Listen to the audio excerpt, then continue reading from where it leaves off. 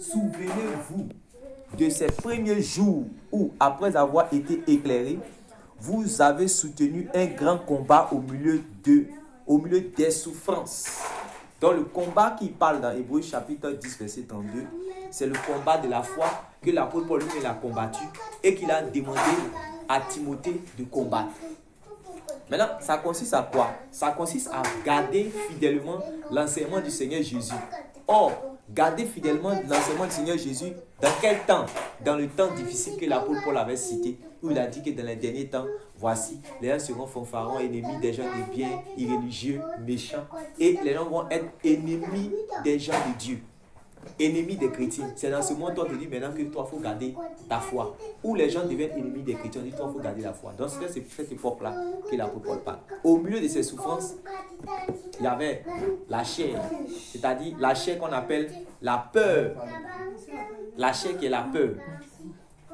La peur réellement de mourir, la peur d'affronter les difficultés, la peur de qu'on appelle ça même, de perdre ses biens, la peur de tout ça, ça fait partie des œuvres de la chair. Comprenez? Voilà. Maintenant, il y avait aussi, qu'on appelle ça, il y avait aussi, comment on appelle ça, le monde. Le monde, c'est-à-dire que Jésus a dit, moi j'ai gardé ta parole, le monde m'a haï. Je leur ai donné ta parole aussi, le monde va les haïr. Tu vois, non? Voilà. Donc, tous les voisinages que les gens ont convertis, les chrétiens ont converti, tout et tout, d'autres familles, les autres qui ne sont pas convertis dans les familles, ils connaissent où les chrétiens habitent.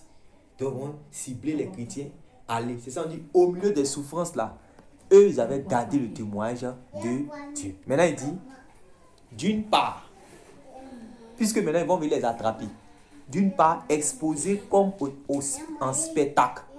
Donc, ils vont les prendre maintenant au spectacle, on les envoie dans les arènes, où les Césars sont assis avec leurs femmes et leurs trucs. Et puis les riches là, ils sont assis, ils rient seulement. Ah, et puis on prend maintenant les chrétiens, là, on fait sortir les lions et les trucs. On les met. On dit aux opprobres et aux tribulations. Donc il y a les tribulations où maintenant on les mettait quoi? Dans les cachots, où ils vont faire les tortures. Et c'est pas n'importe qui en prend pour faire les tortures là. On envoie maintenant qu'on appelle ça, mais souvent les évêques, les pasteurs. C'est eux qu'on envoie là-bas pour qu'ils puissent régner. Donc c'est pour cela que les apôtres, qu'est-ce qu'ils vont faire? Ils vont commencer eux-mêmes à préparer leur esprit. Voilà comment ils vont préparer leur esprit dans 2 Timothée chapitre 2, avec les hymnes. Quand l'apôtre Paul dit par exemple, dans Colossiens chapitre 3, quand il parle des hymnes, là, dans Colossiens chapitre 3, au verset 16, il dit: que la parole de Christ habite parmi vous abondamment. Instruisez-vous et exhortez-vous les uns les autres en toute sagesse par des psaumes, par des hymnes. Donc, voici une hymne qui est là. C'est-à-dire qu'ils avaient l'habitude de chanter des hymnes. Maintenant, voici l'hymne. Maintenant, voici une hymne au milieu des souffrances. Parce que chaque chose réellement a son temps. Voilà. Une hymne au milieu des souffrances. Dans 2 Timothée chapitre 2, à partir du verset...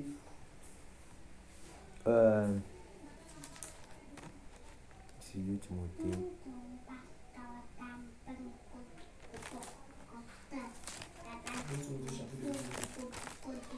Attends que je cherche le verset.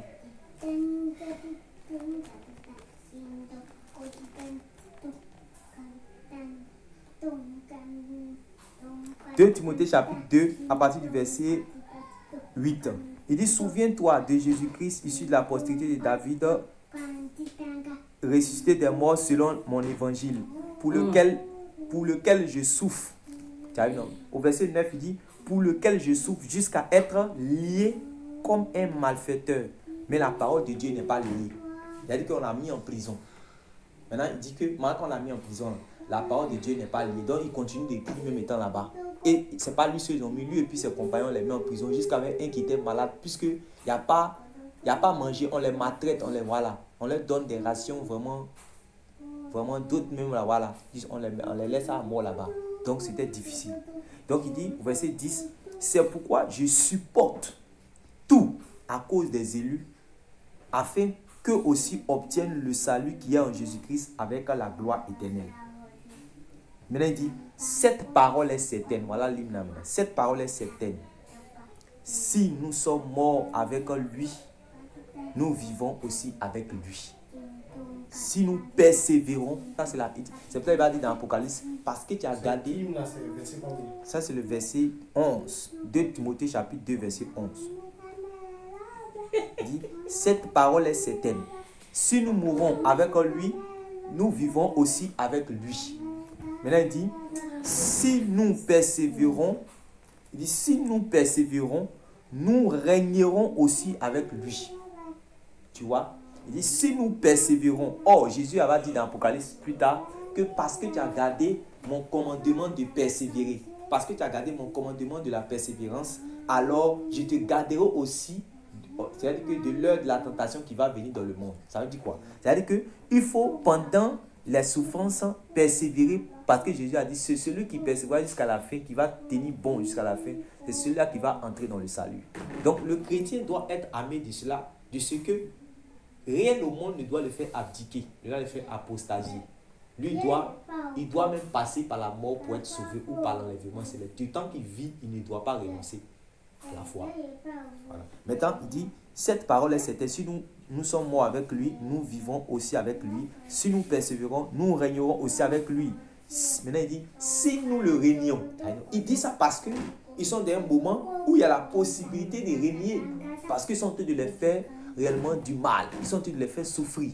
Donc ce n'est pas facile. On te dit abandonne ou tu ne rentres pas dans tel village. Abandonne ou on t'arrache ta maison. Abandonne ou on t'arrache ta plantation. Abandonne ou on viole tes servantes. Abandonne ou on viole ta femme. Et c'est ce qui se faisait. On va lire ça tout à l'heure dans Hébreu. Ils vont montrer les détails maintenant, comment ils faisaient les choses. Maintenant il dit au verset 12, si nous persévérons, nous régnerons avec lui. Et si nous le régnons, lui aussi il nous régnera. Voilà. Ça veut dire qu'il est en train de dire aux chrétiens que si tu as régné, avec tout ce qu'on t'a enseigné, que ce n'est pas beaucoup de souffrance que vous allez pouvoir entrer dans le royaume de Dieu. Si tu as régné malgré l'enseignement que ça qu'on t'a donné, sache que le Seigneur aussi va te régner, parce que le Seigneur a déjà dit que celui qui va me régner devant les hommes, moi aussi je vais le régner devant les anges de mon Père. Maintenant il dit au verset 13, si nous sommes infidèles, il demeure fidèle, car il ne peut se régner lui-même. Donc c'est ça qui s'exhortait avec ça comme étant des cantiques, des hymnes, pour dire que réellement c'est comme si, voilà, on est déjà sacrifié. On s'est déjà abandonné. C'est là l'apôtre Paul maintenant peut venir dire, Christ est ma vie, la mort m'est un gain. C'est-à-dire que la mort est un gain. Pourquoi? Parce que la mort sera un moyen pour lui de pouvoir entrer auprès, de pouvoir rencontrer son Seigneur. Donc, c'est de ça, c'était la parenthèse de l'hymne là. Maintenant, dans Hébreu chapitre 10 là, il a dit que d'une part exposé comme un spectacle aux opprobriums et aux tribulations, et de l'autre vous associant à ceux dont la position était la même. Il dit au verset 34, en effet, vous avez eu de la compassion pour les prisonniers. Voilà, ils vont être jetés en prison, non? Mais vous avoir la compassion pour les prisonniers. Et vous avez accepté avec joie l'enlèvement de vos biens. Vous avez accepté avec joie l'enlèvement de vos biens, sachant que vous avez des biens meilleurs qui durent toujours. Vous savez pourquoi? Écoute bien. Il dit, en effet, vous avez eu de la compassion pour les prisonniers. Et vous avez accepté avec joie l'enlèvement de vos biens. Pourquoi? Parce que ça veut dire qu'on est venus, on dit qu'on va enlever la maison et ils disent que c'est pas grave. Ça c'est Hébreu chapitre 10 là. C'est à partir du verset 33 qu'ils sont en train de descendre. C'est comme on était en train de lire tout à l'heure à partir du verset 32. Au verset 34, il dit en effet vous avez eu la compassion pour les prisonniers et vous avez accepté avec joie l'enlèvement de vos biens. C'est-à-dire que c'est des gens qui n'étaient pas attachés aux biens terrestres. Parce qu'ils sont venus devant pour mettre la compromission. Tu vois, la compromission. Pour dire qu'ils n'ont qu'à soit abdiquer, abandonner, et puis ils vont les laisser avec leur terre, ils vont les laisser avec leur maison. Ou bien, s'ils ne veulent pas sacrifier aux idoles, s'ils ne veulent pas abandonner Jésus-Christ, alors on va enlever tous leurs biens. On dit que les chrétiens étaient en joie même. On dit que si c'est ça même, enlevé. Pourquoi? Ils ont donné la raison. Un, c'est clair que c'est parce qu'ils ont déjà reçu l'enseignement que les apôtres leur ont donné de la part du Seigneur Jésus. Selon que l'homme ne doit pas être attaché à ses biens sur la terre. Donc eux, ils étaient déjà très enseignés sur ça de manière minutieuse. Au point où tout leur cœur était focalisé sur l'autre côté là-bas, pas sur ce monde. Malgré qu'ils travaillaient normalement, ils faisaient leurs activités. Mais pendant qu'ils font les activités, c'est comme si ils ne vivent pas pour ce qui est là. Ce n'est pas des gens qui sont focalisés sur la terre, mais sont focalisés sur le royaume de Dieu qui arrive avec Jésus. Voilà. Maintenant, ils disent, sachant que vous avez accepté avec joie l'enlèvement de vos biens, sachant que vous avez des biens meilleurs qui durent pour toujours. Ça, c'est à souligner, parce que c'est ça qu'il va dire à l'église des Smyrne. Pourquoi? Quand il va venir dire à l'église des Smyrne que je sais que tu es pauvre et tu souffres. Il dit, je sais que tu connais tes tribulations, je sais que tu es pauvre. Et puis il va mettre entre parenthèses, pourtant tu es riche. C'est encore ça, il va dire. Regarde. Ici, il dit au verset 34, et vous avez accepté avec joie l'enlèvement de vos biens, virgule, sachant que vous avez des biens meilleurs qui durent toujours. Ça veut dire que des biens dans l'éternité. Jésus a dit d'être riche. Il dit faites-vous des porte-monnaies qui ne s'usent point, des bourses qui sont inaltérables, là où la teigne et les fourmis ne vont pas aller pour pouvoir prendre. C'est-à-dire que d'avoir ta banque, tes richesses au ciel, au lieu de chercher à avoir tes richesses sur la terre. Parce que tes richesses sur la terre, à n'importe quel moment, puisque tu es voyageur étranger, à n'importe quel moment, tu peux les perdre. Donc, tu n'es pas fait comme le riche qui a dit, non, je me suis enrichi, je vais pas m'engrainer, je vais tout arranger encore, et puis encore, je vais multiplier. Je lui a dit que toi, tu es un insensé. La nuit, aujourd'hui, là même, là, on va t'arracher ta vie. Et maintenant, tout ce que tu as là, qui va prendre. Puis il dit que voilà le sort. C'est le sort de tous ceux réellement qui cherchent les richesses sur la terre au lieu d'être riches auprès de Dieu. Donc, c'est là l'exemple que les chrétiens là ont montré ici. Donc, il dit que, maintenant, il dit au verset 35, n'abandonnons, et puis c'est là maintenant, il va dire, n'abandonnez donc pas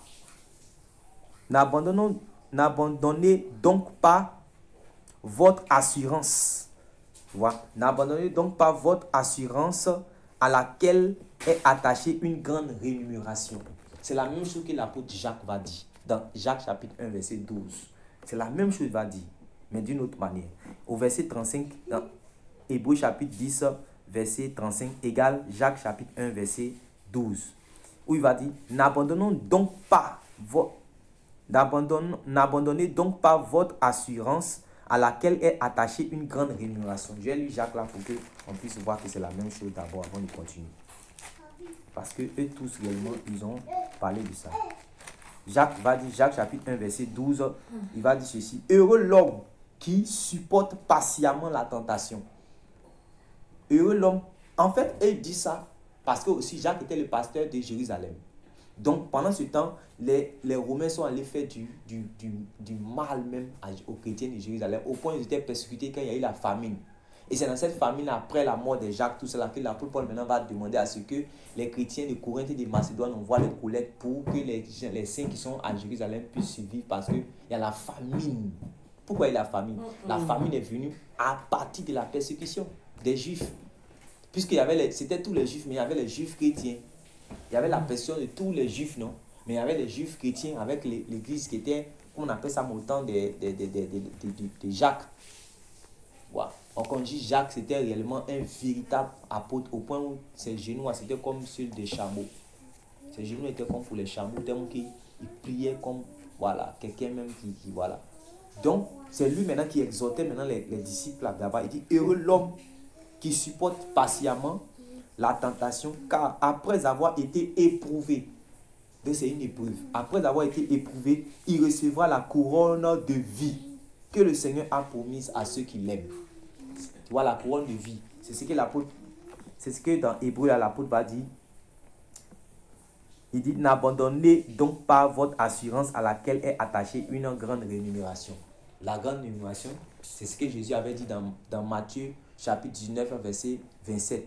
Il dit réellement, vous tous qui m'avez suivi et que vous avez tout quitté, vous allez recevoir des maisons, des parents, des terres, des plantations. Vous allez recevoir toutes ces choses et vous allez recevoir avec cela la vie éternelle. Voici la rémunération qui est là.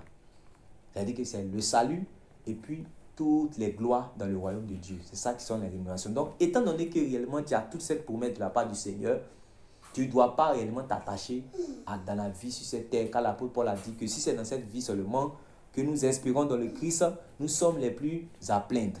Donc, je continue toute la lecture dans Hébreux chapitre 10, verset 35.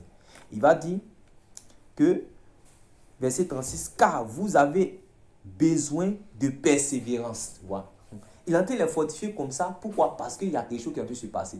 Il dit, car vous avez besoin de persévérance, afin qu'après avoir accompli la volonté de Dieu, vous obteniez ce qui vous est promis. Même chose que Jacques a dit. Tu vois? Car vous avez besoin de persévérance, afin qu'après avoir accompli la volonté de Dieu, vous obteniez ce qui vous est promis. Et puis maintenant, verset 37, il dit, encore un peu de temps. Il est en train de les fortifier comme ça. Il dit, encore un peu de temps. Et puis il ajoute encore, un peu de temps. Celui qui doit venir, viendra et ne tardera pas. Quand tu regardes ça, tu sens qu'encore c'est une hymne. Tu sens qu'encore c'est une hymne. C'est les choses qu'ils ont appris. Peut-être ils chantaient, encore un peu de temps.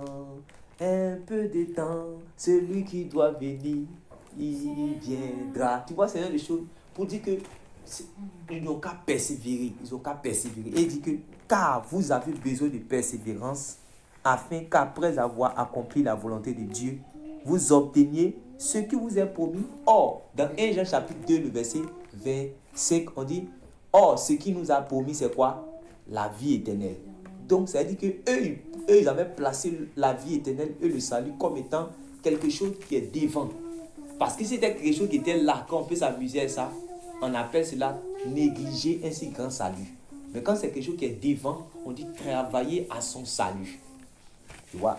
Donc, il dit, voilà, il dit, encore un peu de temps, celui qui doit venir viendra et ne tardera pas. Et maintenant, il dit, au verset 38, et mon juste vivra par la foi, mais s'il se retire, mon âme ne prend pas plaisir en lui. Le même cantique, à peu près le même cantique qu'on a vu dans 2 Timothée chapitre 2. C'est pas la même chose ici. Vous ne voyez pas que c'est la même chose. Si. Voilà. Il a fini, il dit, et mon juste vivra par la foi, mais s'il se retire, c'est-à-dire que s'il se retire de la persévérance, s'il se retire de la souffrance pour Christ, s'il se retire de la foi, mon âme ne prend pas plaisir en lui. Et puis maintenant, au verset 39, il les exhorte, les encourage pour dire, nous ne sommes pas de ceux qui se retirent pour se perdre, mais de ceux qui ont la foi pour sauver leurs âmes. Voilà. Nous ne sommes pas de ceux qui ont la foi et de ceux qui se retirent pour se perdre, mais de ceux qui ont la foi pour sauver leurs âmes. Tu as vu que souvent quand ces expressions aujourd'hui, on ne peut plus les utiliser parce que les gens ont tellement mal compris cette affaire du salut que quand tu dis que non, sauve ton âme, il se dit que non, c'est toi-même qui fais. Parce que les gens se disent, oh, ici, on est en train de montrer qu'il y a une manière de sauver son âme, puisqu'il y a des choses qui font la guerre à ton âme. Donc le fait que toi tu résistes, tu sauves, tu fais en sorte que ces choses-là ne fassent pas la guerre à ton âme, jusqu'à tuer ton âme, perdre ton âme, tu es en train de sauver ton âme. Sinon l'apôtre Pierre n'allait pas dire dans Actes chapitre 2 verset 40, quand les gens voulaient se baptiser, il dit que sauvez-vous de cette génération perverse. On dit il les exhortait, il les conjurait en les disant de se sauver de cette génération perverse. Ça veut dire que l'homme lui-même, il quitte là où il sait que ça peut faire la guerre à son âme. Tu vois? Donc maintenant, ici, comment tu peux sauver ton âme? Tu dois sauver ton âme comment? Parce que Jésus-Christ avait dit, c'est la parole de Jésus de vénéral. Il dit que celui qui veut sauver son âme là, c'est pas ce que Jésus a dit. Donc il est en train de nous dire quoi? Autrement, il est en train de nous dire qu'en réalité, ne vous retirez pas. Si même vous êtes devant la mort, ne sauvez pas votre vie. Parce qu'en réalité, c'est celui qui va perdre sa vie à cause de la parole. C'est celui-là qui va retrouver la vie. Il va vivre la vie éternelle. C'est ça qu'il est en train de les exhorter ici. Dans Hébreux chapitre 10, à partir du verset 32 jusqu'à 39. Là, c'est Matthieu 16, mon verset. Là-bas, oui, là-bas c'est Matthieu 16 où il parle de, on appelle ça même, que c'est vrai qu'il a un homme de gagner, tout le monde s'y perdait son âme. Voilà. Et puis, maintenant, on retourne maintenant dans notre Apocalypse maintenant pour expliquer pourquoi maintenant, on va comprendre maintenant pourquoi il va dire maintenant à cette église de Smyrne dans Apocalypse chapitre 2. Dans Apocalypse chapitre 2, il va parler à l'église de Smyrne. Apocalypse chapitre 2, il va dire maintenant, à partir du verset 8, écrit à l'ange de l'église de Smyrne, voici ce que dit le premier et le dernier, celui qui était mort et qui est revenu à la vie. Donc Jésus s'est présenté comme ça parce que la mort, ils sont en train de tuer en fait ses saints. Ils sont en train de tuer ses saints. Il n'a pas dit non, je vais venir, je vais bloquer la mort. Ils ne vont pas. Non. Il les encourage comme les apôtres avaient fait. Lui aussi, il envoie son ange pour dire comment on appelle ça même, à Jean d'envoyer les lettres là aux anges de l'église, c'est-à-dire à ceux qui dirigent les églises là, que réellement ils voient. C'est qu'il se présente d'abord comme celui qui était mort et qui est revenu à la vie. Pour leur dire que la mort pour vous est un gain, ce n'est pas une finalité. Donc nous aussi, on doit être armés de cette pensée que la mort est un gain pour nous. Nous ne devons pas avoir peur. On doit plutôt chercher la face du Seigneur, aller prier pour dire Seigneur, donne-moi la force d'affronter la mort. Parce que voilà ce que l'apôtre Paul va dire dans Romains chapitre 8. Dans Romains chapitre 8, il va parler de la mort. Il va dire qui nous séparera de l'amour de Dieu. Tout ça, ce sont des choses pour fortifier les chrétiens. Il dit qui nous séparera de l'amour de Dieu. Voilà comment il va commencer. Il va dire que dirons-nous donc à l'égard de ces choses? Si Dieu est pour nous, qui sera contre nous? Lui qui n'a point épargné son propre fils, mais qui l'a livré pour nous, comment ne nous donnera-t-il pas aussi toutes choses avec lui? Qui accusera les élus de Dieu? C'est Dieu qui justifie. Qui les condamnera? Christ est mort, bien plus il est ressuscité. Il est à la droite de Dieu, il intercède pour nous. Maintenant il dit au verset 35, qui nous séparera de l'amour de Christ? Sera-ce la tribulation? Il a commencé par là. Sera-ce la tribulation qui nous séparera? C'est-à-dire que la tribulation ne doit pas nous séparer de l'amour de Christ. Sera-ce la tribulation ou l'angoisse ou la persécution? C'est comme si, quand tu regardes la persécution et la tribulation, c'est deux choses différentes. C'est-à-dire que c'est la même chose, mais c'est comme si la tribulation, ça c'est un niveau encore plus comment on appelle ça même. Tu vois? Et puis il dit, sera-ce la tribulation? Ça veut dire que la tribulation ne doit pas nous amener à rejeter le Christ, à ne pas garder les commandements de Christ. Quand il dit qui nous séparera de l'amour de Christ, ça veut dire qui nous amènera à rejeter l'enseignement de Christ, car l'amour de Christ consiste à garder ses commandements. Parce que l'amour de Christ ne suffit pas seulement de dire que l'amour de Christ, non.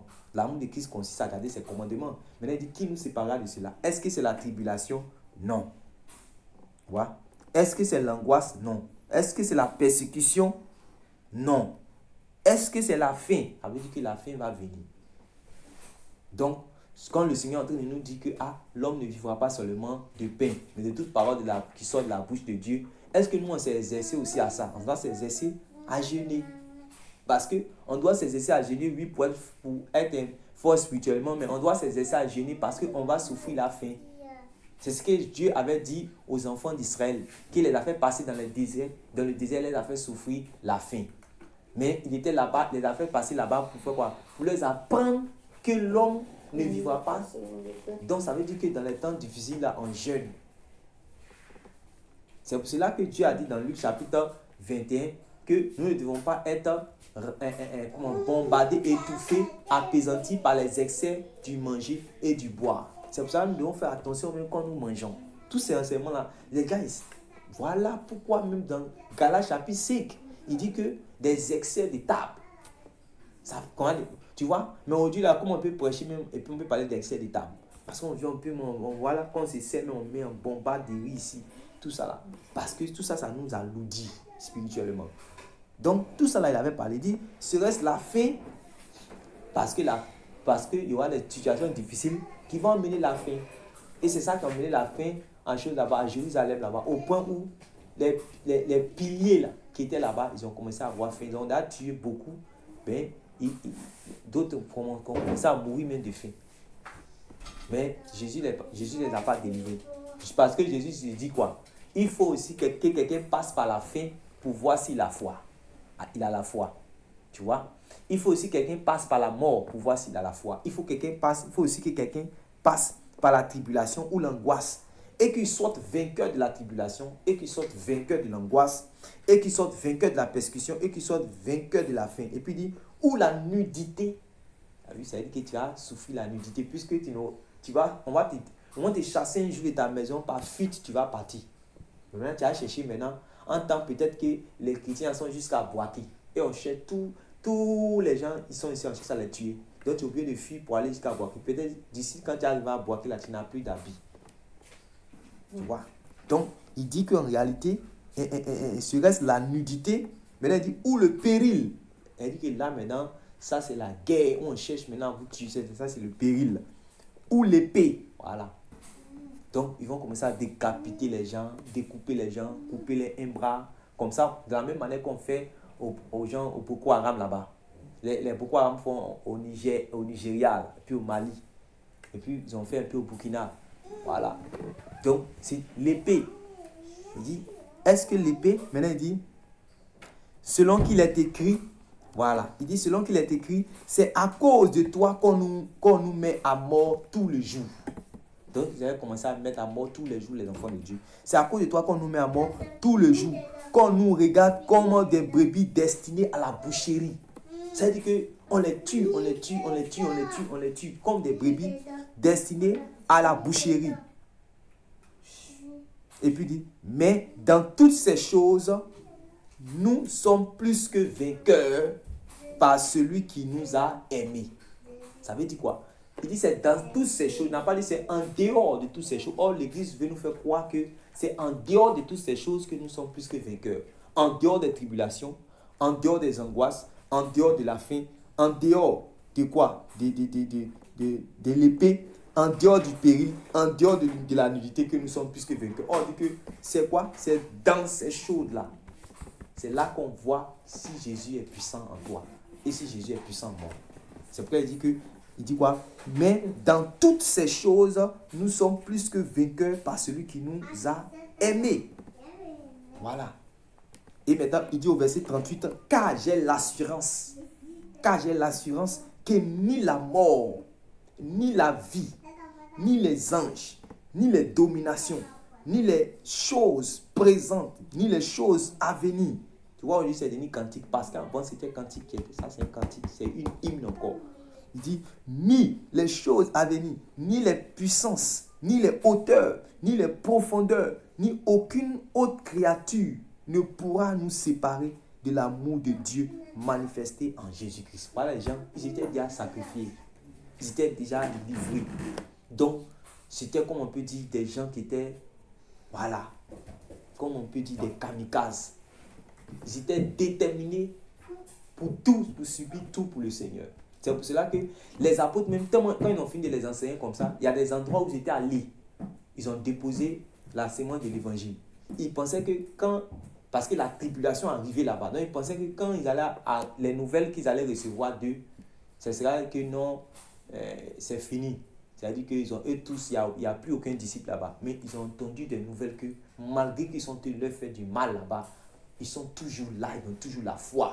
C'est ce qu'il avait dit à l'église de Thessalonique pour les fortifier. Voilà pourquoi c'est là-bas qu'il va leur dire, ne vous inquiétez pas pour ceux qui dorment. Parce que ce n'est pas fini pour eux. La résurrection aussi, ils ne vont prendre pas à ça. L'enlèvement aussi, ils ne vont prendre pas à ça. Il dit que ne vous inquiétez pas pour ceux qui dorment, que nous ne sommes pas comme les païens qui n'ont point d'espérance. Vous êtes morts avec une espérance que vous allez rentrer dans le royaume de Dieu, la vie éternelle. Donc, vous allez avoir réellement ça. Donc, il dit quoi? Maintenant, dans Apocalypse chapitre 2, qu'on est en train de lire, il va dire, le Seigneur Jésus va dire de sa propre bouche, dans Apocalypse chapitre 2,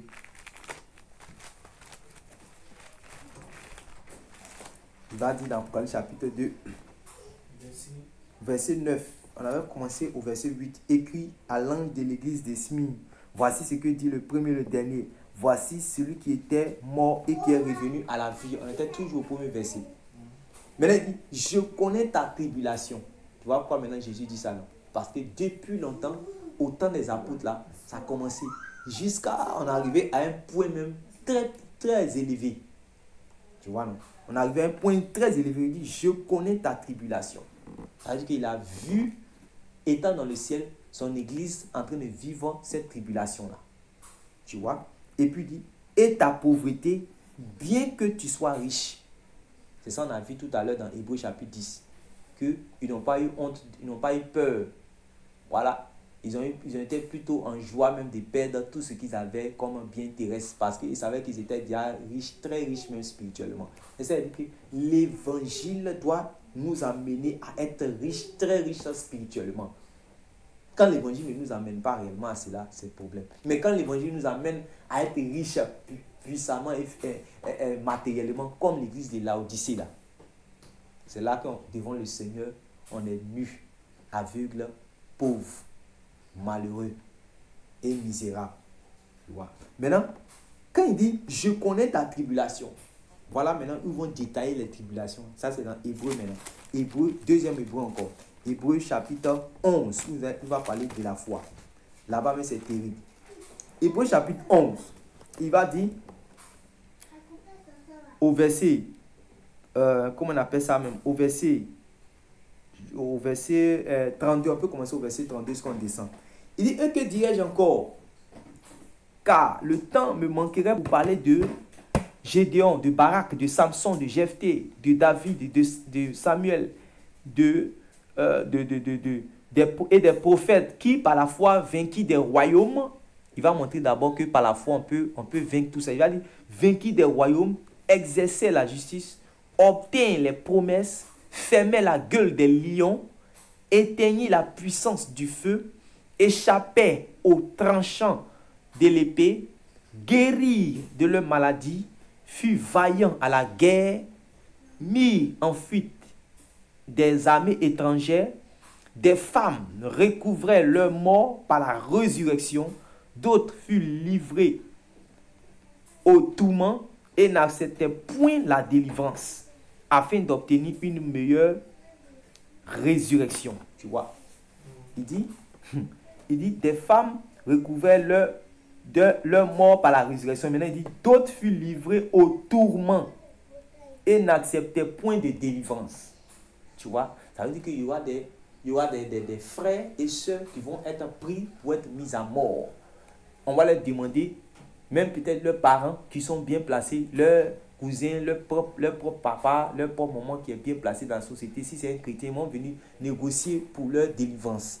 Mais par la foi en Jésus et dans la gloire éternelle qu'il va recevoir avec Jésus, il va refuser la vie. Il va refuser de vivre dans cette vie où la marque de la bête sera annoncée.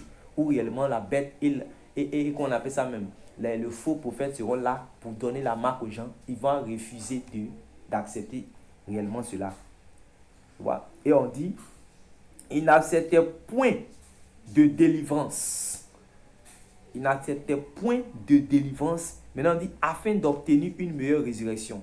La même chose qu'on a vu dans Hébreux chapitre 10, où il dit qu'ils acceptaient avec joie qu'on enlevait leur bien. Mais ici, on dit qu'ils vont aller te mettre à la mort. Là, ce n'est même plus affaire de bien. Mais on dit, tu peux être délivré de la mort. Il dit que non, allez-y me tuer. C'est pas grave. Je vais aller rencontrer même Jésus en même temps. Donc, il dit au verset 36, d'autres subissent les moqueries. Voilà. C'est ça, il a dit, on était livré en spectacle. Et le fouet. Maintenant, ils ont commencé à être chicotés. Ça, c'est Hébreux chapitre 11, on est au verset 36 maintenant.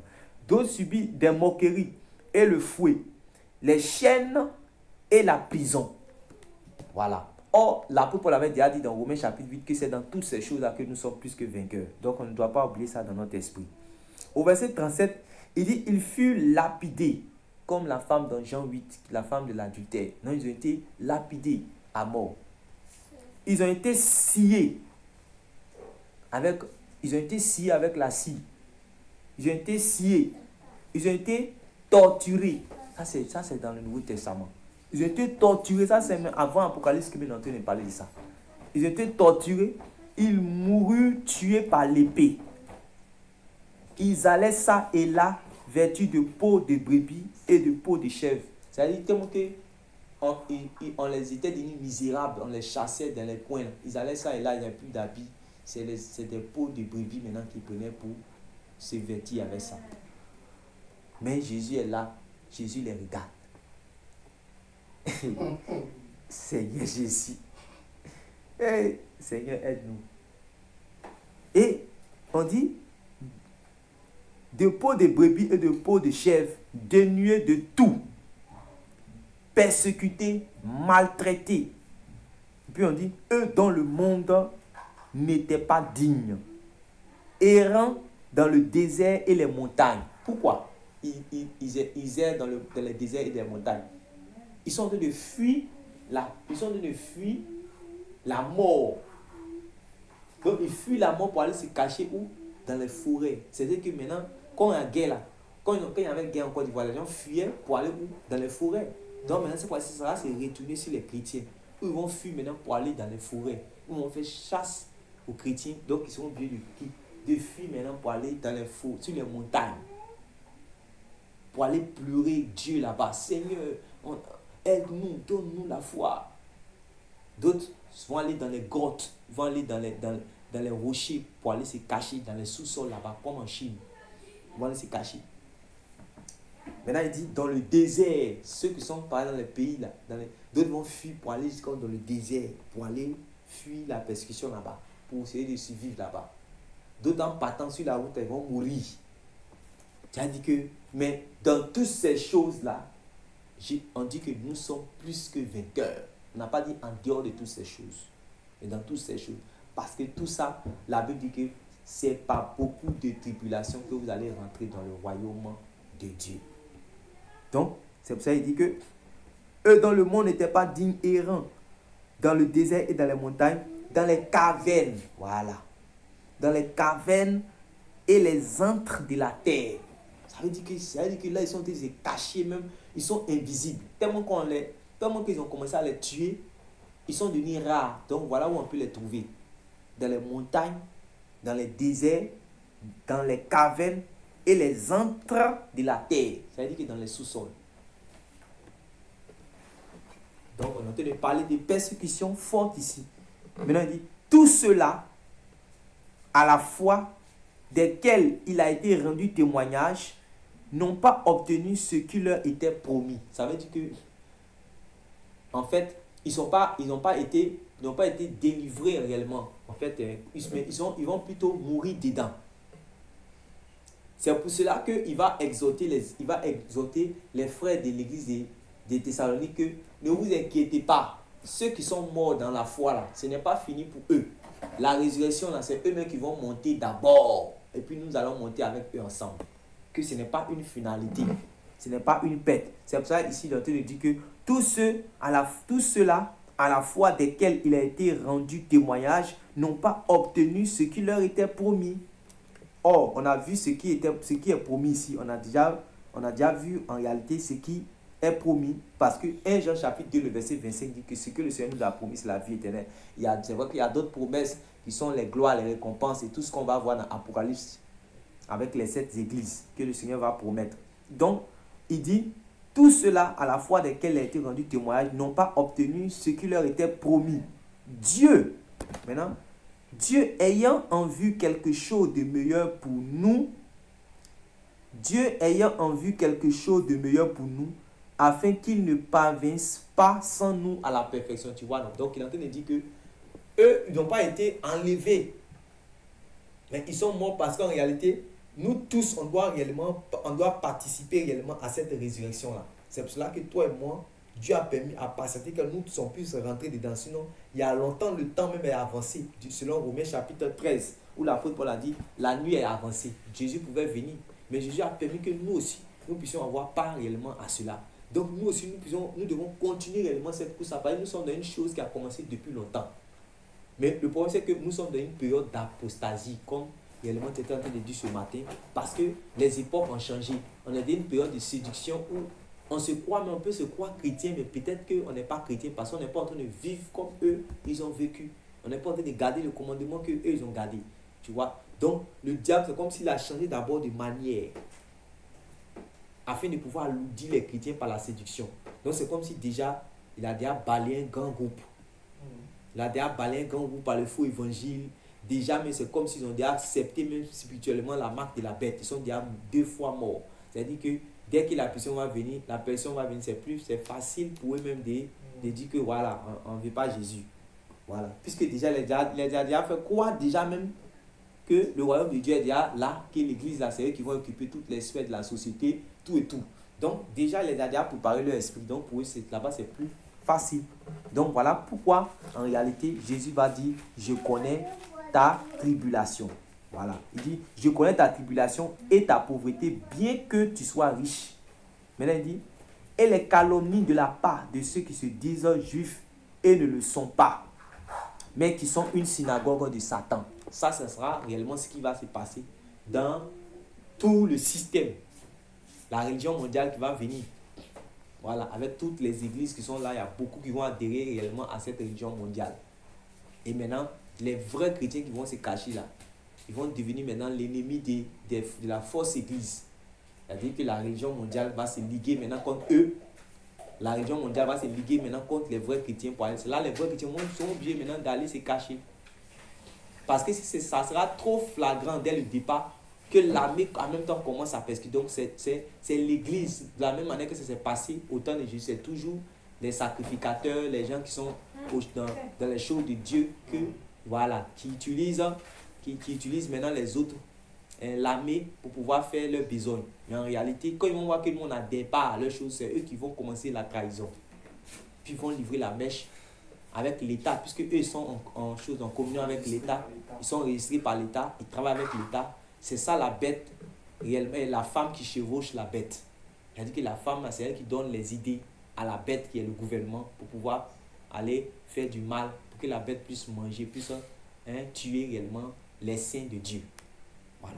Donc, il dit au verset maintenant, comment on appelle ça, 10, il dit, ne crains pas ce que tu vas souffrir. Voilà le but. Voilà le but de ces enseignements que nous donnons. Jésus donne, il dit que ne crains pas ce que tu vas souffrir. Donc Jésus veut que nous ne craignons point ce qu'on va souffrir. Mais Jésus ne veut pas que nous craignions ce qu'on va souffrir, puisque nous a déjà enseigné que, et ses apôtres aussi nous ont déjà enseigné qu'on doit se préparer à ça. On ne doit pas fuir cela. On ne doit pas éviter cela. Quand il dit éviter cela, ça ne veut pas dire que si ça, la pression vient, qu'on a les moyens de pouvoir fuir la persécution, on ne va pas fuir. Mais quand il dit éviter, c'est-à-dire que le jour où réellement, il y a deux options en fait. Le jour où tu es face à la compromission, où tu es face au fait qu'on appelle ça, on te demande, est-ce que tu dois abandonner le Seigneur ou bien on te tue. Là, tu es obligé maintenant réellement de mourir pour le Seigneur comme un martyr. Voilà, sinon tout le monde n'est pas appelé réellement à être un martyr. Voilà, mais si le martyr s'impose réellement à toi, tu dois faire comme Méchach, Shadrach et Abednego. Parce que le Seigneur, même, qu'est-ce qui prouve même que le Seigneur, par le martyr que tu vas aller souffrir, le Seigneur ne va pas t'en délivrer. Il peut le faire. Il peut t'en délivrer comme il peut te laisser passer par la mort, mais la mort ne sera pas une finalité parce qu'après ça, il y aura la résurrection des morts. Tu vas participer à ce qu'on appelle l'enlèvement. Donc, il dit, ne crains pas ce que tu vas souffrir. Voici le diable. Voilà. Ne crains pas ce que tu vas souffrir. Il dit voici. C'est-à-dire qu'il les a déjà dit que le diable arrive. Il faut imaginer maintenant, s'il y a les faux chrétiens déjà qui ont entendu la lettre là, qui arrive. Que, remarquez qu'ils sont en train de souffrir comme ça. Eux, ils pensaient que Jésus allait venir leur dire que, ouais, j'envoie un ange. Il va décapiter tous vos ennemis. Mais ils envoient un ange pour leur dire que voici ce que vous allez souffrir. Le diable arrive. Tu vois? Mais il dit que ne crains pas ce que tu vas souffrir. Donc ça veut dire quoi? Quand nous lisons maintenant que nous voyons la grande tribulation, les persécutions, les tribulations qui arrivent contre l'Église, nous ne devons pas avoir peur. C'est pour nous dire que rien ne peut arriver à l'Église sans que l'Église ne soit avertie. Pour que l'Église soit préparée réellement à ça, c'est pour ça que le Seigneur lui-même l'a averti. C'est vrai, depuis Matthieu chapitre 24, il a averti. Les apôtres sont venus, ils ont averti. Les prophètes avant eux avaient averti. Donc le Seigneur avertit. C'est pour ça qu'il dit qu'en réalité, ne crains pas ce que tu vas souffrir. C'est pour ça que les sœurs, les frères font des songes pour voir réellement les persécutions qui arrivent, Mais ça dépend des idées préconçues que nous aussi on a par rapport à ces choses. On se dit que voilà, l'enlèvement, ça va venir avant la grande tribulation. Chacun maintenant fait ses détails, mais il n'arrive pas à saisir le message que réellement les servantes et les serviteurs de Dieu donnent de la part du Seigneur Jésus. puisqu'ils ont déjà les idées préconçues. Donc il se dit non, ça ne peut pas venir avant, ça va venir avant. Or que réellement il a déjà dit que ça arrive. Tu vois? C'est pour ça qu'il dit ici que ne crains pas ce que tu vas souffrir. Donc on ne doit pas être des lâches qui ont peur. Mais si on a peur, on doit aller dans la présence du Seigneur pour prier pour que le Seigneur nous donne la force. Parce que la persécution, si ça fait peur, c'est normal. Parce qu'il y a la mort dedans. Il y a les douleurs dedans, les souffrances dedans. Donc ce n'est pas une chose réellement qui est facile à subir. Donc on a besoin d'intimité avec le Seigneur pour être rempli du Saint-Esprit, pour avoir l'huile, la parole de la vérité, pour avoir, comment on appelle ça même, l'onction du Saint-Esprit sur nous, pour être fervent, afin que réellement, comme Étienne, même devant nos bureaux, on peut réellement même les bénir. On peut réellement prier même pour eux, comme en sorte de lapider Étienne, son visage devient comme un ange, comme celui d'un ange, et il dit Seigneur, ne l'impute pas, car ils ne savent pas ce qu'ils font. Ça, c'est l'arrivée d'un niveau réellement d'intimité forte avec le Seigneur. Ne crains pas ce que tu vas souffrir, verset 10. Voici le diable jettera quelques-uns de vous en prison. Or, quand tu te mets en prison, ce n'est pas pour te mettre seulement en prison pour que tu ailles dormir là-bas. En prison, tu peux mourir, tu peux souffrir la faim. Et en prison, il y a la torture. C'est là-bas qu'ils vont mettre le serviteur de Dieu qu'on appelle Antipas, celui de Pergame. C'était un serviteur de Dieu Antipas. C'est là-bas qu'ils vont le mettre à mort. Ça, c'était pour Pergame. Donc, c'est-à-dire qu'on mettait les gens à mort. Les gens, les anciens, les évêques, on les prenait. Puisque c'est eux qu'on connaît. C'est eux qui faisaient peut-être les prodiges. C'est eux qui faisaient les signes et les prodiges. C'est eux qui faisaient, qui fortifiaient la foi des saints. Tout ça. Donc, c'est eux qui étaient les plus ciblés. Voilà. Maintenant, il dit, ne crains pas ce que tu vas souffrir. Voici le diable jettera quelques-uns de vous en prison afin que vous soyez éprouvés. Donc, c'est une épreuve. Afin que vous soyez éprouvés. C'est une épreuve. Donc, c'est ce qu'il va dire dans Apocalypse chapitre 3, verset 10. Dans Apocalypse chapitre 3, verset 10, il va dire, parce que tu as gardé la parole de la persévérance en moi, je te garderai aussi à l'heure de la tentation qui va venir sur le monde entier. Et il va mettre virgule pour éprouver les habitants de la terre. Donc, la tentation vient pour éprouver. Et l'apôtre Jacques va dire maintenant que au verset Jacques chapitre 1 verset 12 que heureux celui qui supporte patiemment quoi les difficultés, la tentation, car après avoir supporté cela réellement, il va maintenant recevoir la vie comme couronne. Il va recevoir la couronne de vie. Et on peut lire aussi dans 1 Corinthiens aussi, dans 1 Corinthiens le chapitre 10. 1 Corinthiens le chapitre 10.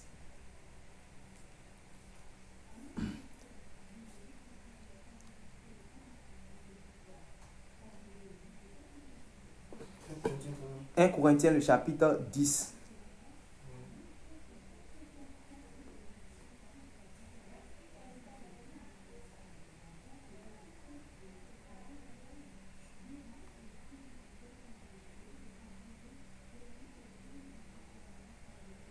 Il va dire au verset 13, aucune tentation ne vous est survenue. Voyez? Aucune tentation ne vous est survenue qui n'ait été humaine. Et Dieu, qui est fidèle, ne permettra pas que vous soyez tentés au-delà de vos forces. Donc, c'est ce qu'il est en train de dire dans Apocalypse chapitre 3, verset 10 là. Quand il dit, je te garderai de l'heure de la tentation qui va venir dans le monde. Voici l'autre langage qui signifie cela ici. Aucune tentation ne vous est survenue qui n'ait été humaine.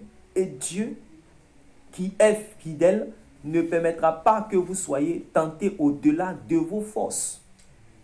C'est ça, il est en train de dire que je vais vous garder de la... Il n'a pas dit que je vais vous épargner ou bien vous éviter. Je vais vous garder parce que je vais vous soutenir. Ça veut dire que aucune tentation ne vous est survenue qui n'ait été humaine. Et Dieu, qui est fidèle, ne permettra pas que vous soyez tentés au-delà de vos forces.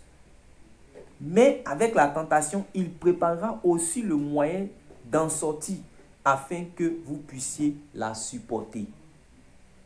Tu vois? Donc Jésus, le vrai Jésus, lui, il nous enseigne, il nous fortifie de sorte que la tentation ne nous fasse pas, parce qu'il a dit rien ne doit nous faire abandonner le Seigneur. Rien ne doit nous faire reculer. Notre foi là, notre amour pour le Seigneur, rien ne doit nous faire reculer. Même si c'est la tentation qui est venue devant nous, nous devons supporter cela. Dans d'autres versions, on parle des difficultés. Aujourd'hui, qu'on cherche les prophètes réellement pour nous épargner des difficultés de la vie. Or, les difficultés font partie de la vie. On doit traverser ces difficultés pour montrer à Dieu que réellement, même dans les difficultés, nous avons la foi en lui. Heureux celui qui supporte patiemment les difficultés. Mais aujourd'hui, le diable a des faux prophètes pour venir nous épargner de la croix que nous devons porter pour suivre le Seigneur Jésus. Donc, on vit une vie chrétienne sans difficulté. Dès que tu es au chômage net, réellement, tu commences à chercher un programme ou réellement un prophète qui va te donner le travail. Dès que tu n'es pas marié net, tu commences à chercher où est l'église où on donne mariage, où est l'église où on donne mariage, qui est trop dur et je suis célibataire, tu t'en vas. Toutes ces petites difficultés de la vie là, réellement, il faut abandonner. Il faut en faire abandonner beaucoup. Et c'est ce que Jésus va dire ici, dans comment on appelle ça même, dans Matthieu chapitre 13. Il va expliquer cela dans Matthieu chapitre 13. Matthieu chapitre 13. Il va dire à partir du verset 20. Celui qui a reçu la sémence dans les endroits pierreux, c'est celui qui entend la parole de Dieu et la reçoit aussitôt avec joie. Donc ça, c'est tous ceux qui disent qu'ils sont chrétiens aujourd'hui. Ok, il n'y a pas de problème. Ils sont en joie. Maintenant, Jésus va voir maintenant si dans les difficultés, ils vont pouvoir tenir. Il dit maintenant, mais il n'a pas de racines en lui-même. Parce qu'il n'a pas été préparé, il n'a pas été bien fondé. Matthieu combien? Matthieu chapitre 13, à partir du verset 20. Pourquoi on dit ça? Parce que Jésus avait déjà dit qu'en réalité, le royaume de Dieu, là, c'est semblable à un homme. S'il sait que réellement il veut bâtir une maison, il se calme d'abord. Il regarde s'il a les moyens de pouvoir construire tout. Et maintenant, il commence. Ce n'est pas quelqu'un, voilà. Et puis, il a parlé de celui qui est semblable, celui qui est un homme sage qui bâtit sa maison sur le roc. Quand réellement les vents vont venir, ça ne va pas. Maintenant, celui qui est un insensé, lui, réellement, il a bâti sa maison sur le sable. C'est-à-dire que sa vie chrétienne, c'est une vie chrétienne bâclée. Il n'est pas conscient que la persécution, il doit affronter la persécution et les tribulations pour rentrer dans le royaume de Dieu. Lui, il n'est pas conscient de cela. Donc, quand la persécution arrive, il abandonne Jésus en même temps. Et c'est ça que Jésus va dire. Il va dire quoi? Mais il n'a pas de racines en lui-même. Il manque de persistance, de persévérance. Et dès que survient une tribulation ou une persécution à cause de la parole, il y trouve une occasion de chute. Voilà. Il trouve un moyen pour abandonner le Seigneur. Maintenant, il dit, celui qui a reçu la sémence parmi les épines, c'est celui qui entend la parole, mais en qui les soucis du siècle et la séduction des richesses étouffent cette parole et la rendent infructueuse. C'est ceux qui sont en train de mourir dès maintenant. Là. Puisque la personne n'est pas encore venue, mais les séductions des richesses que les faux prophètes sont en train de prêcher déjà, avec l'évangile de la prospérité, ils sont déjà morts spirituellement. Ils sont déjà morts spirituellement parce que tous les désirs sont focus sur quoi? Le manger, le boire, les convoitises de la chair et réellement les séductions des richesses. Donc ils sont étouffés. Ils aiment le confort plus que le contentement. Ils pensent que réellement la foi en Dieu est un moyen pour devenir riche. Puisqu'on les bombarde de ça matin, midi, soir. Donc c'est des gens qui cherchent à s'enrichir, des gens qui cherchent à posséder, des gens qui cherchent à gagner, des gens qui cherchent à amasser, des gens qui cherchent réellement à posséder, à décoller, à dominer. Tout le thème réellement de prédication, c'est tu vas dominer, tu vas posséder, tu vas les 7 clés de pouvoir dominer. Donc, ils sont étouffés par cela au point où ils n'ont plus d'intimité avec le Seigneur dans la prière. Ils n'ont plus réellement d'intimité avec le Seigneur ou même ils peuvent ouvrir leur Bible pour lire, eux-mêmes leur propre Bible pour pouvoir lire. C'est fini, ils n'ont plus d'intimité avec toi, ils sont étouffés. Ça, déjà, ils sont déjà morts. Maintenant, il y a la tribulation maintenant qui arrive. C'est pour cela que nous sommes en train de voir, est-ce qu'actuellement le diable a commencé? Il y a la tribulation, mais ça n'a pas encore pris tout le monde. Mais la séduction a pris tout le monde. Quand tu vois en Amérique du Sud, maintenant il y a les gens qui font action prophétique là-bas maintenant. Même en Amérique du Sud, les gens font les actions prophétiques là-bas. Les gens font les fausses actions prophétiques là. Les faux prophètes donnent maintenant huile de ceci, l'eau de cela, sang de Jésus. On vend ça partout. Les faux prophètes là sont établis partout. Ça, c'est la séduction. Eux tous, leur dénominateur commun, c'est avoir réellement le ventre et le bas-ventre plein. Et réellement aller vers les femmes, les plaisirs. C'est la séduction. Maintenant, après la séduction, C'est là que ça a commencé. Il y a les troubles sur la terre. Les troubles sur la terre, c'est ce que nous sommes en train de voir déjà avec un coronavirus. Tu vois, les troubles sur la terre.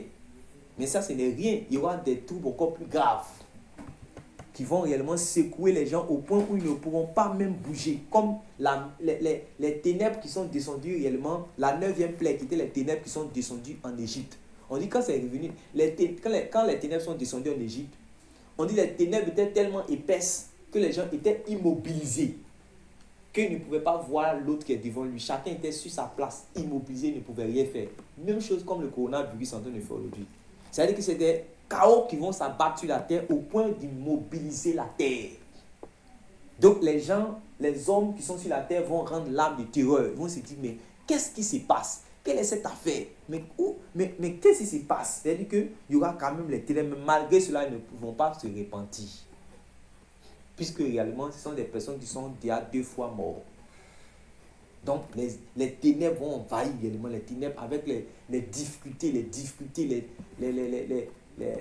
les tremblements de terre par-ci, par-là, les meurtres, toutes sortes de choses, les calamités, les chaos. Voilà, maintenant la persécution maintenant va venir. Ça, c'est la vague maintenant la plus terrible. Ça va venir en même temps avec tout ça. Maintenant, est-ce que réellement, nous allons toujours avoir la foi? Nous allons toujours, c'est-à-dire que être unis à Christ en gardant sa parole, en persévérant dans son enseignement. Voilà. Il dit, celui qui a reçu la sémence de les épines, parmi les épines, c'est celui qui entend la parole, mais en qui les soucis du siècle et la séduction des richesses étouffent cette parole et la rendent infructueuse. Voilà. Donc c'est de ça que le Seigneur Jésus, toutes ces choses-là, le Seigneur Jésus avait. Voilà pourquoi il a dit que enseignez-leur à observer ce que je vous ai prescrit. Donc tout ça, lui-même qui a commencé à parler de ça, même c'est Jésus qui a commencé à parler de ça. Donc les apôtres maintenant vont fortifier les disciples avec cela. Au commencement, ils ont commencé à leur dire, crois au Seigneur Jésus et tu seras sauvé. Ok. On commence à lui dire, quand il est baptisé, maintenant on lui dit, on fait de lui un disciple. On fait de lui un disciple. On commence à lui dire, voici comment tu dois rentrer dans le royaume de Dieu. Et il y a d'autres ça là, ils ne peuvent pas.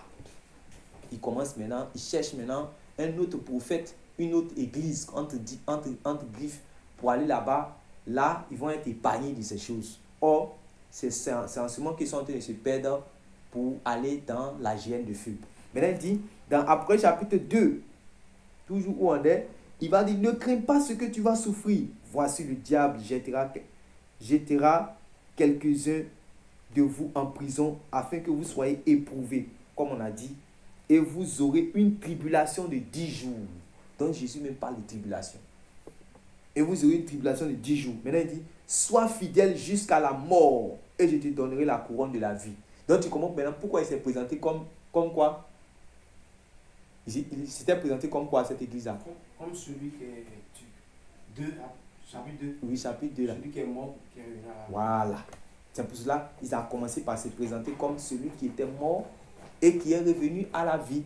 C'est pour cela qu'il va dire ici que sois fidèle aussi jusqu'à la mort et alors je te donnerai la couronne de la vie. Ça veut dire autrement que si tu n'es pas fidèle jusqu'à la mort, je ne te donnerai pas la couronne de la vie. Parce que c'est ce que aussi Jacques a dit, c'est ce que Hébreu aussi a dit, c'est ce que Paul a dit, c'est ce que eux tous ont dit. Que réellement pour avoir la vie, il faut être fidèle à Jésus jusqu'à la mort. Mais combien de chrétiens sont enseignés qu'il faut être fidèle à Jésus jusqu'à la fin de ses jours? Il faut être fidèle à Jésus jusqu'à la mort.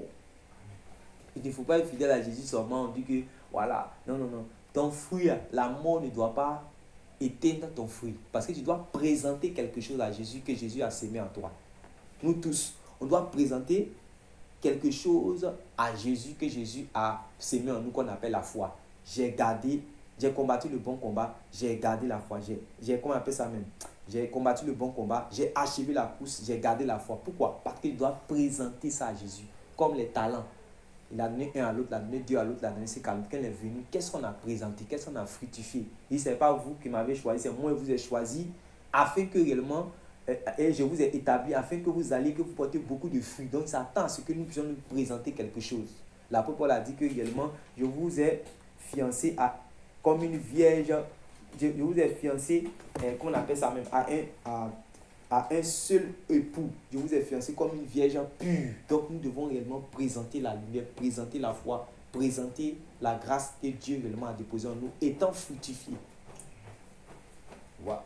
Donc la mort ne doit pas nous empêcher réellement de présenter cela à Christ.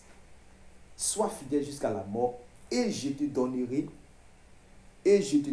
la couronne de la vie. Puis dit que celui qui a des oreilles entende ce que l'Esprit dit aux églises, celui qui vaincra. Après chapitre 2 toujours, on est au verset 8 jusqu'au verset 11. Que celui qui a des oreilles entendra, c'est la signature. Pour dire que ce qu'il vient de dire, c'est irrévocable. Que celui qui a des oreilles entende ce que l'Esprit dit aux églises. 2 points. Celui qui vaincra n'aura pas à souffrir la seconde mort. Ça veut dire que si tu n'as pas vaincu cette épreuve-là, tu vas souffrir la seconde mort. Oh, la seconde mort, c'est quoi? L'enfer. C'est l'enfer. Tu as vu que non, tu as fait non, enlèvement, quoi. Quelqu'un a raté l'enlèvement. Et quelqu'un a accepté la marque de la bête. Si quelqu'un a raté l'enlèvement et quelqu'un réellement, comment on appelle ça, mais c'est détourné, il a régné le Seigneur Jésus, on dit il va souffrir la seconde mort. C'est pour cela que réellement, pour ne pas avoir à souffrir la seconde mort, tu ne dois pas avoir peur de la mort dans cette vie. Donc, nous ne devons pas avoir peur de la mort dans cette vie parce que Jésus a dit que celui qui veut sauver sa vie, il va la perdre. Va la perdre comment? C'est dans la seconde mort. Si c'est vrai qu'ils vont le tuer peut-être après, ou bien il va mourir de manière naturelle après, mais on dit qu'il va la perte de son âme, qu'on appelle la seconde mort.